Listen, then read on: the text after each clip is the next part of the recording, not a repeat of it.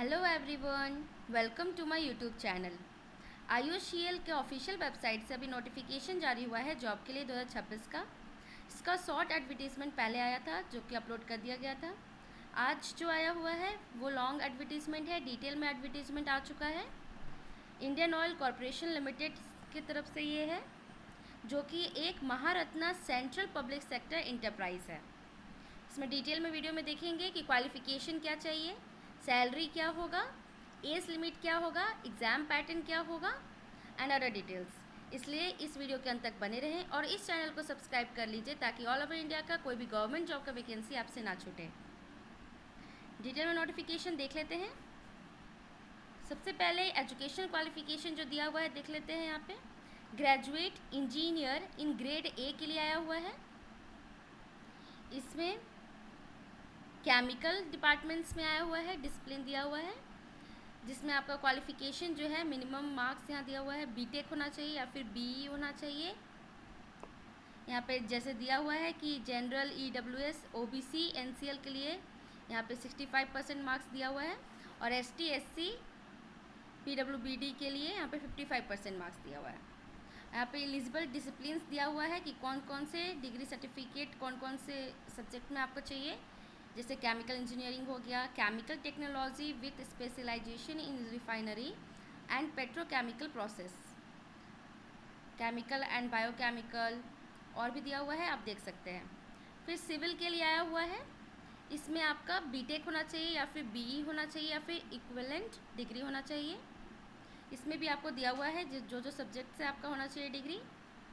फिर है computer science and information technology से आया हुआ है, जिसमें बीटेक या फिर बीई होना चाहिए या फिर इक्विवेलेंट डिग्री होना चाहिए।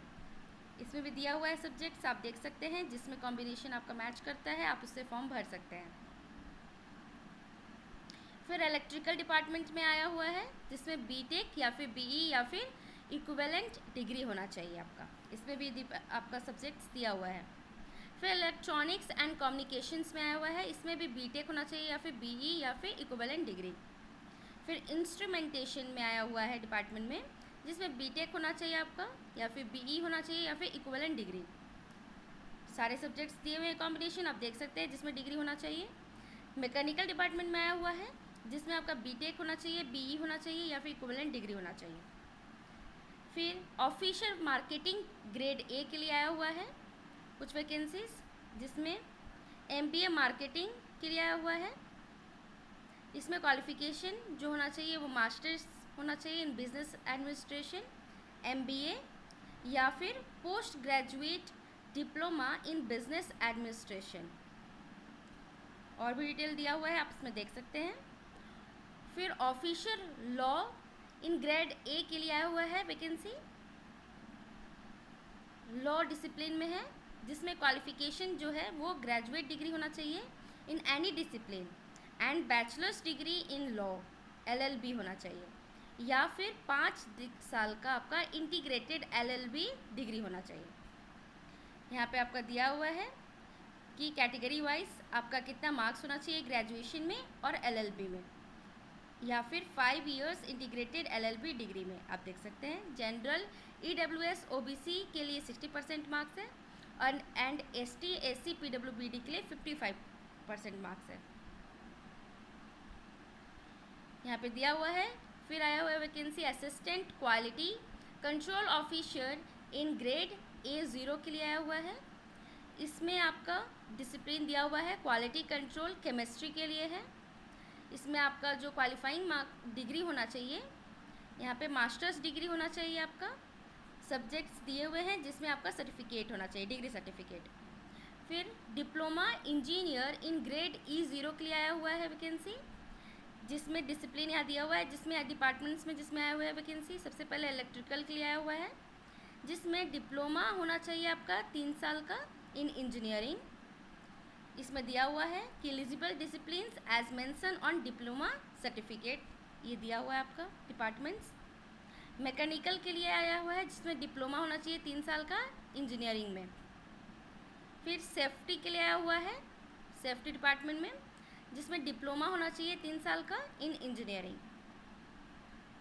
और उसी के साथ यहाँ पे दिया हुआ है कि डिप्लोमा होना चाहिए in industrial safety issued by a duly recognised university या फिर इंस्टीट्यूट।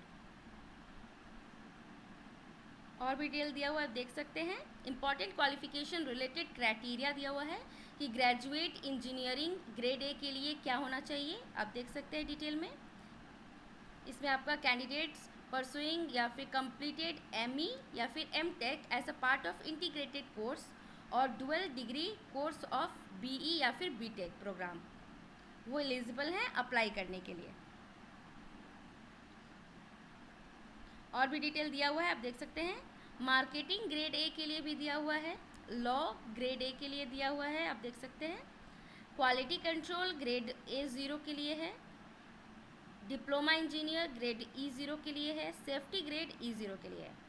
हायर क्वालिफिकेशन दिया हुआ है applicable for diploma engineer in grade E0 के लिए, जिसमें कैंडिडेट जो है वो possessing professional qualification such as bachelors of engineering BE होना चाहिए या फिर bachelor of technology B Tech, masters in business administration MBA, chartered accountant CA, ये सब दिया हुआ है, आप इसको डिटेल में देख सकते हैं।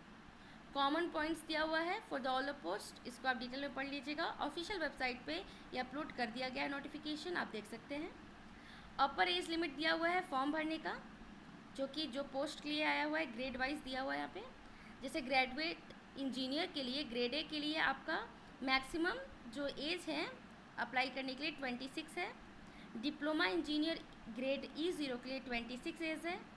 ऑफिशियल मार्केटिंग ग्रेड ए के लिए 28 अपर एज है। And law officer grade A के लिए 30 मैक्सिमम एज है। And assistant quality control officer के लिए ग्रेड E0 के लिए 30 एज है आपका। और यहाँ पे एज रिलैक्सेशन भी दिया हुआ है, जो आप देख सकते हैं, कैटेगरी वाइज आपका बताया हुआ है। यहाँ पे लॉ ऑफिसर जो है उसके लिए मिनिमम पोस्ट आपका क्वालिफिकेशन एक्सपीरियंस होना चाहिए 2 साल का, बाकी किसी में एक्सपीरियंस नहीं मांगा है। यहाँ पे दिया हुआ है असिस्टेंट क्वालिटी कंट्रोल ऑफिसर, इसमें भी आपका यहाँ पे 2 साल का आपका एक्सपीरियंस मांगा है। फिर यहाँ पे इंपॉर्टेंट डेट्स दिए हुए हैं कि फॉर्म भराना स्टार्ट हो रहा है 14 अगस्त 2026 से, और लास्ट डेट जो फॉर्म भराने का है वो यहाँ पे दिया हुआ है 3 सितंबर 2026। आपका CBT एग्ज़ाम होगा 24 तारीख को, 24 सितंबर को 2026 को। ऑफिशियल वेबसाइट दिया हुआ है, वहाँ पे आपको अपडेट करते दिया जाएगा और इस चैनल पे भी आपको अपडेट कर दिया जाएगा। रिजर्वेशंस के बारे में दिया हुआ है, आप इसको डिटेल में देख लीजिएगा। अगर आप एलिजिबल हो तो अप्लाई कर लीजिएगा इसको भी। आपका यहाँ पे selection and short listing process बताया हुआ है, जो कि 3 प्रोसेस में आपका सिलेक्शन होगा। सबसे पहले कंप्यूटर बेस्ड टेस्ट होगा, CBT एग्ज़ाम होगा। फिर ग्रुप डिस्कशन GD होगा एंड ग्रुप टास्क होगा GT, एंड फिर उसके बाद पर्सनल इंटरव्यू होगा PI।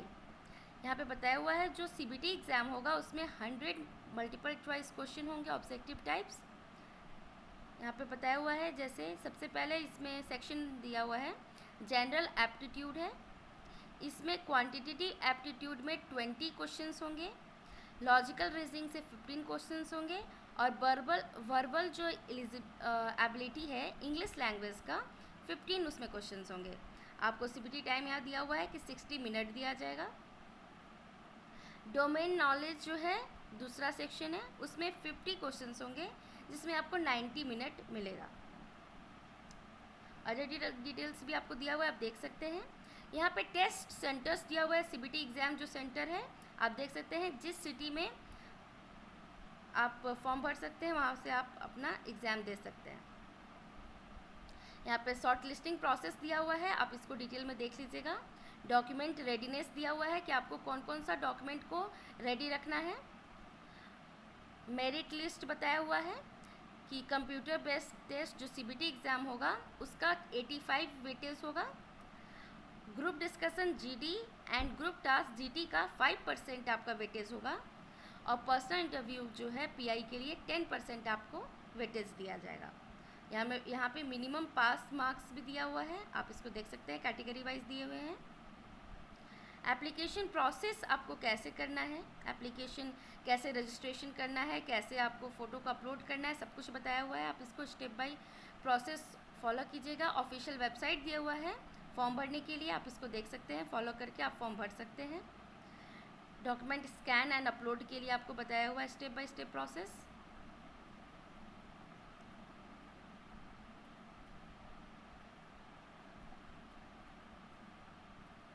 और ऐसे ही लेटेस्ट अपडेट के लिए इस चैनल को सब्सक्राइब कर लीजिए ताकि ऑल ओवर इंडिया का कोई भी गवर्नमेंट जॉब आपसे ना छूटे। Thank you.